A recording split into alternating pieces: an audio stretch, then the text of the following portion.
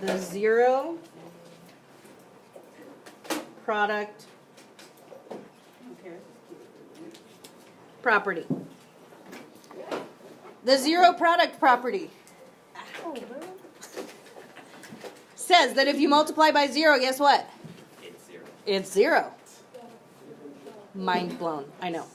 So what that also means is that if I am multiplying two sets of parentheses, that as long as one of them is equal to zero, the whole thing's going to be zero. So like if this one is zero, doesn't matter what this one is, the answer is going to be zero. Right?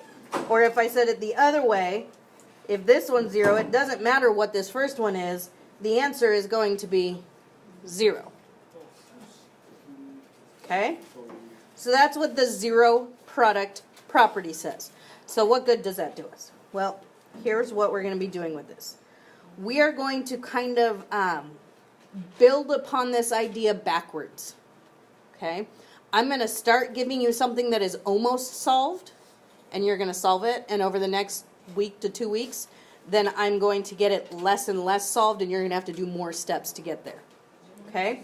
So in other words, like after you learn how to do this little thing we like to call factoring, which should be your second favorite F word. First one being Franken, of course. But anyways, we have r plus 7 and r minus 3 equals 0. So this is what an equation looks like. This is in what we would call factored form, already in parentheses. We will get to the point where ones are not in factored form. You will have to get them into this form and then solve it. Okay? But we're not going to do that today. So, in order for this to equal 0, either the first one has to equal 0 or the second one has to equal 0. Or technically both, right? So, I am going to start off by setting this guy equal to 0. When will that parentheses equal 0? Well, it will equal 0, if I solve this, when r is equal to -7. Does that make sense? That's one of my two answers. If I said r is -7 and you plugged it in, guess what? This parentheses equals 0, so it doesn't matter what that one equals because the whole thing's going to be 0. Make sense? I know. It's called exercising your brain. I could also get this whole thing equal to 0 if this parentheses equal to 0. So let's set this one equal to 0 and see what we get. This should be easy right here, right? These solving. Your silence is not very comforting. So I just set this equal to 0 and I got -7. And I set this equal to 0 and I got +3. So in other words, if I want to know when is this expression going to equal 0, it's going to equal 0 when either r is -7 or when r is 3. Because when r is -7, that one's 0. And when r is 3, that one's 0. Okay? So, like, this is my notes page, but it would say, it shouldn't say solve each equation by factoring. It should say solve each equation, which means set this equal to 0 and set this equal to 0, which is what I just did. That's all you got to do. Except for step 2, which is stuff we've already done. Then rewrite the equation in standard form. Now let me show you that step. Those are the only two things we're going to do today. This, and then rewriting in standard form. Okay? Here's how you rewrite in standard form. You take the r plus 7 and the r minus 3. You ignore the equal 0 for a minute, and you do the multiplication here, just like you did on your test last week. So use either your box method or your distributive method, doesn't matter. I get r times r is r squared minus 3r plus 7r minus 21, and I'm just going to keep bringing this equals 0 down with it. When I combine my like terms, I have r squared plus 4r minus 21 equals 0. That is standard form. Okay? So those are the two things we're going to be doing today. Solving, meaning using the zero product property, and then writing in standard form. Are you my new buddy? No. Oh, darn it. Any questions about that? That's all we're doing today. Okay? We're going to try and master those two things. Now, eventually we will get to the point where I give you this guy. You have to come up with the parentheses and then get the answers from there. I know, that's the hard part. This is the easy part. That'll be a little trickier, but it's my job to try and make it easy for you. Okay, let me give you another one.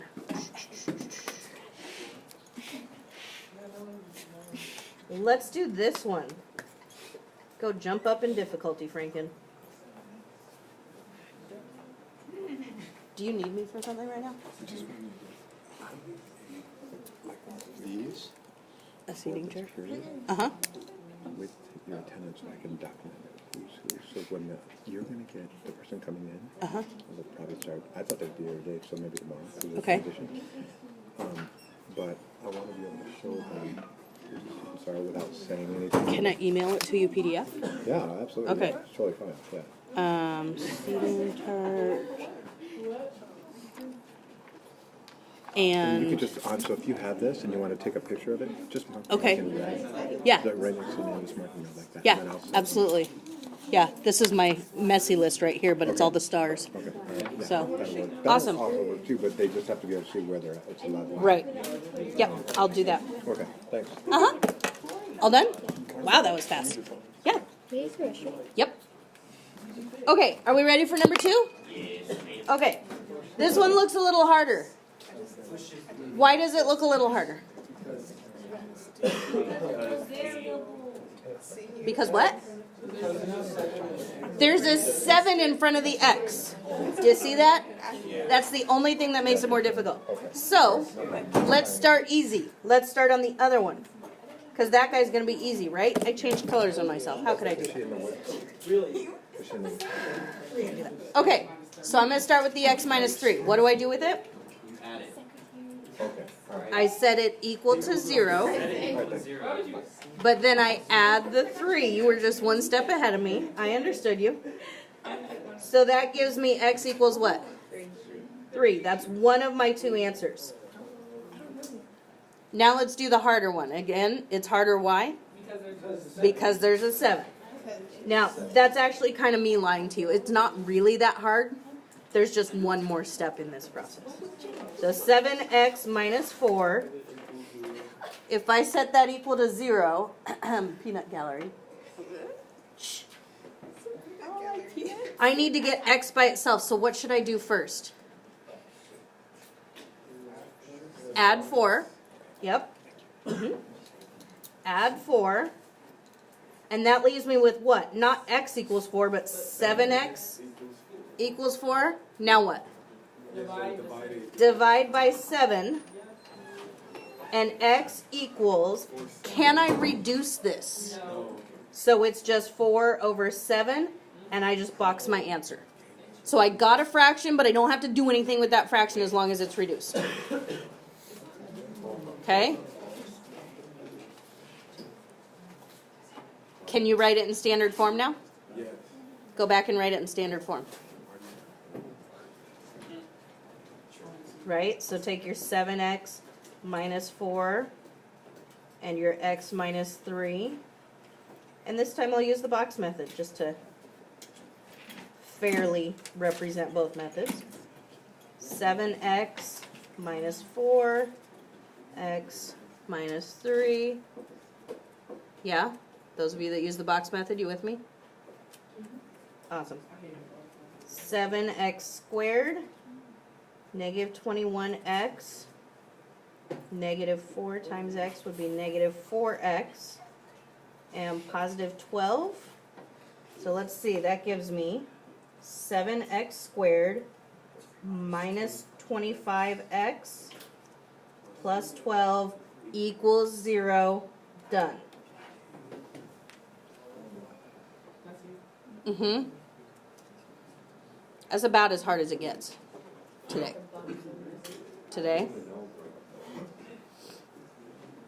But I do need to show you a couple ways that they could try to trick you a little bit. Okay? You ready? Yeah. Do you like how I say they could try to trick you as though it's like some foreign person that's not foreign, but some unknown person that's writing your tests? Kitty writes the test? Kenny? Yeah. What's Kenny. Kenny?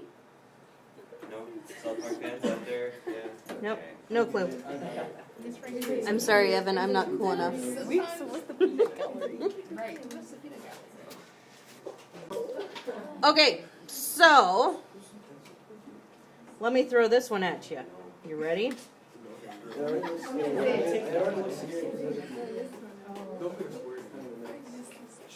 No squares. No squares. I won't throw squares at you. Not today. I like to deliver the pain a little bit at a time so you don't know that it's painful to do the math, you know?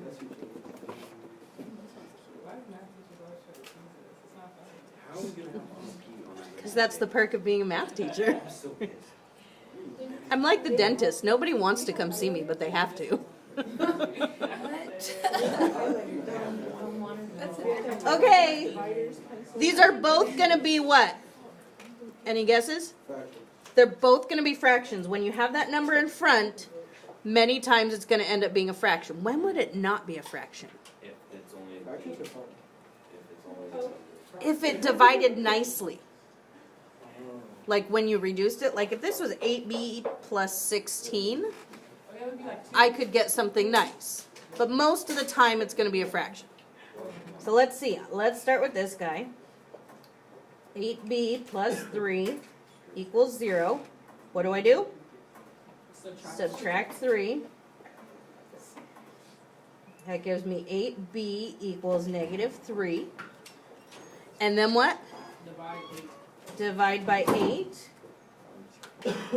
And b is equal to, can 3 over 8 reduce? No. So it's just negative 3 over 8. That's one of my two answers. Thank you. Okay? And this one. Do you already have your answer? Yes. I'm just going slow to explain it to people. I'd rather go too slow than too fast, though. 8b is equal to 5, so I divide by 8. And b is equal to, can that reduce? So it's just 5 over 8. Did you put it in standard form yet? My goodness, you guys are fast. We need a harder problem. Noted. The challenger. Just had a request for a harder problem. No, we did not. Because this will be easy when the homework is too hard and we don't have to do homework. Homework's not hard, I promise. That's true. I am a little biased in that one. So let's see. 64b squared minus 40b plus 24b minus 15. So 64b squared minus 16b minus 15 equals 0. I hate using b's as variables. Why? Because if I don't write slowly and neatly, they start to look like sixes. And that gets confusing. The program did, and I just didn't think about changing it until now.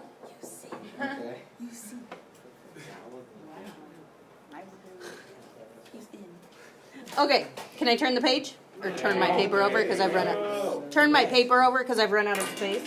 Yes. Oh, I see. Is this the home? I said, yeah. Is this on the homework?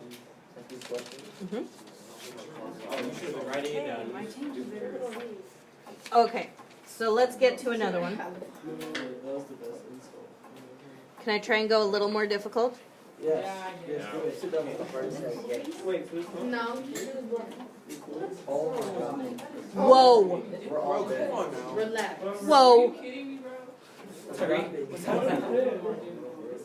Is that a part of the months? Yeah. Well, I know what to do right here, right? So I could at least do this part. Right? What about the? Yeah, what about the P? Yeah. I'm doing what I know how to do first. So we know. Okay? So I dealt with that one.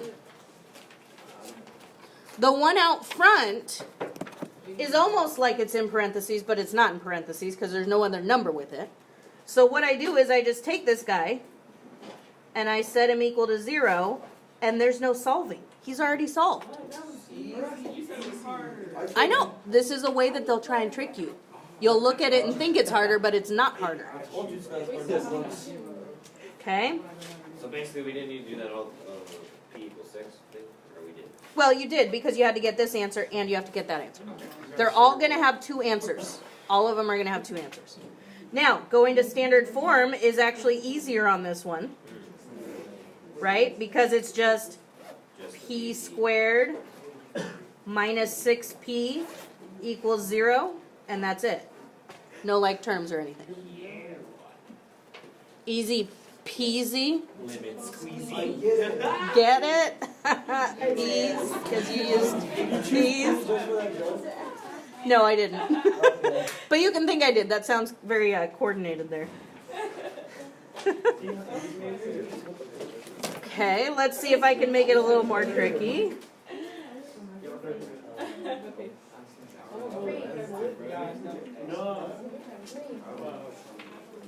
Is this one difficult?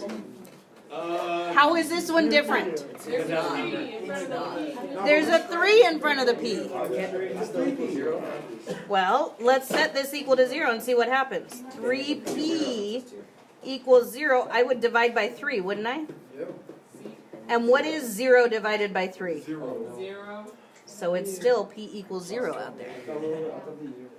And then this guy's an easy one, right? Yeah.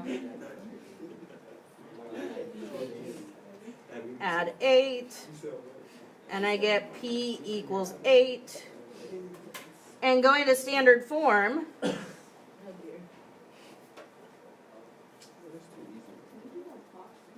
3P times P is what? 3 to the second 3P squared, and 3P times negative 8. is 24 minus 20. So that's what I've got. Not too bad, right? So wait, is that the, it's still 0? Are we good? We're not done. I still have a couple more I want to show you. They don't necessarily get more difficult, but there are different ways that they could look, so I need to show you what to do, just like this one, okay? So, let's try this guy.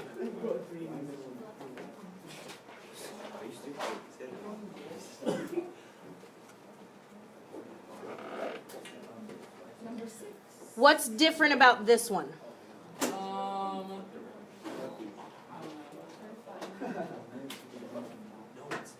What do you notice about what's in front that's different? There's no variable out in front. So if I were to take this and set it equal to 0, does 5 equal 0 make sense? No. That doesn't make sense because 5 does not equal 0. And there's no letter for me to solve. So guess what? If there's no letter out front, there's no answer there. B Maverick. Nice. Okay? So if there's a number out in front with no letter, you don't have to do anything with it. Remember, we're only getting 2 answers. I'm going to get my 2 answers from there. So I don't need to worry about that one. So like, he's just like gobbledygook. Yep. So I just set these guys equal to 0 and solve them. What will be a little bit trickier on this problem is going to standard form. So let's get our 2 answers. Does 5 over 3 reduce? So I'm just at 5 over 3. And my second answer here, I'm going to add 8.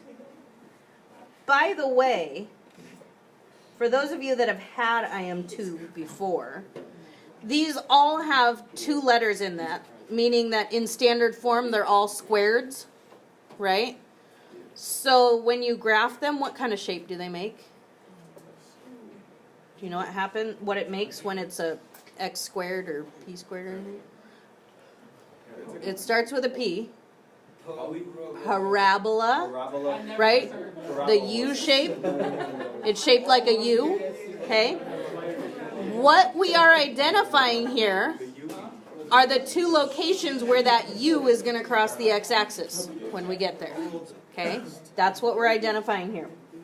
All right, standard form on this guy I said was a little bit different, didn't I? 5 times 3m minus 5 times m minus 8. Now, I will get people that ask me questions on this. They'll say, do I multiply the 5 through both sets of parentheses? No. All I need to do is multiply the 5 through one set, and then,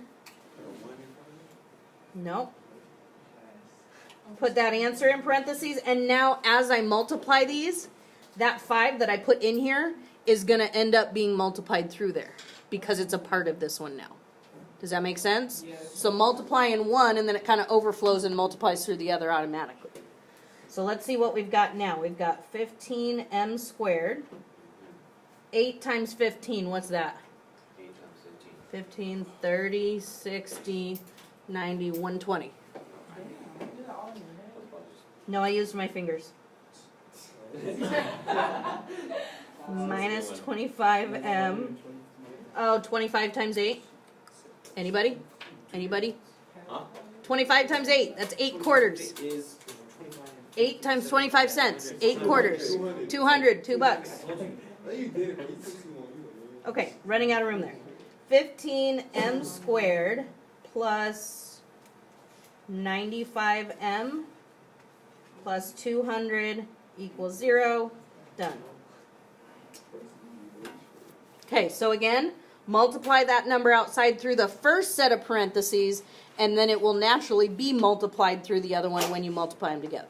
Capiche? Capiche. Okay. Let's see. So what's our rule out here? There's an answer there if there's a letter there. No letter, no answer. Okay? All right. You ready? Is this the last one? I think I'm going to do one more after this one.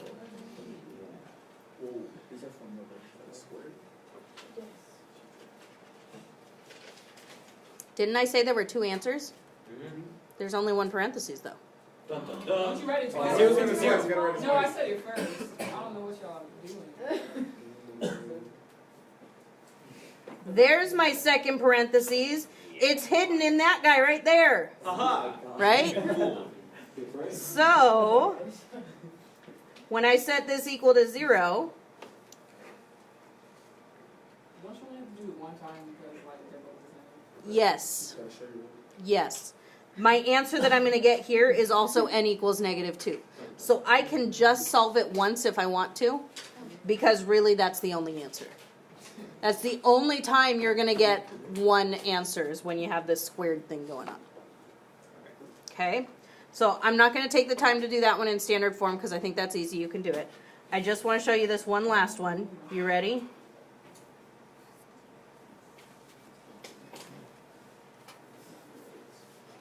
Just trying to throw a couple things together. Isaiah. Bro, my head hurts. We leave the 5 alone. Yeah. Is there anything out here? No. No letter, no answer. I ignore the 5. My 2 parentheses, this really means n minus 5, n minus 5. And since those parentheses are the same, I only need to set one of them equal to 0 because otherwise I'd be solving the exact same problem twice. Right?